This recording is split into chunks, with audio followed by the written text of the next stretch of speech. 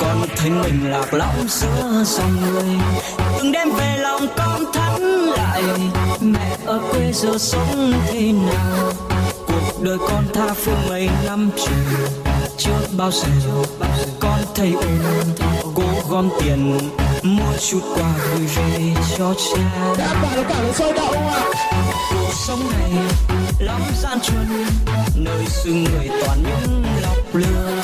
Mẹ ơi mẹ giờ con thấy mệt, thèm mâm cơm mái ấm gia đình, thèm được nghe những câu hát ru tình, để con được chăm sóc mẹ ở bên mẹ những tháng ngày thật bình yên.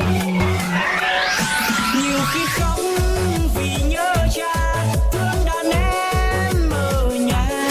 Nhiều khi khóc như trẻ lên bà, nhìn mẹ cha ngày càng già.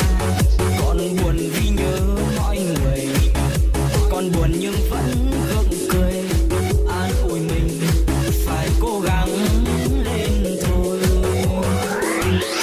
Cuộc sống này lắm phong ba, con không thể gục ngã mẹ à. Vì con đường là con đã chọn, vì đam mê con phải theo mà. Để giờ đây con biết vất vả, sống xa nhà với công việc rất bộn bề, những nỗi niềm ngày dài lê thê.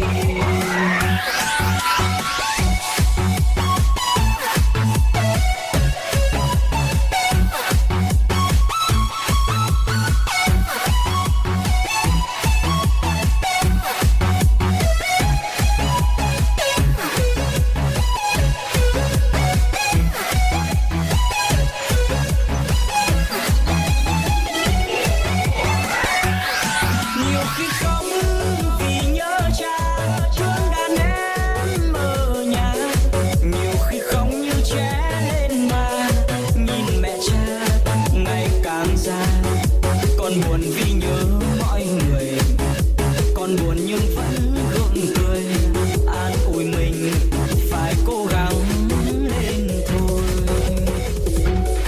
Cuộc sống này lắm phong ba, con không thể gục ngã mẹ à.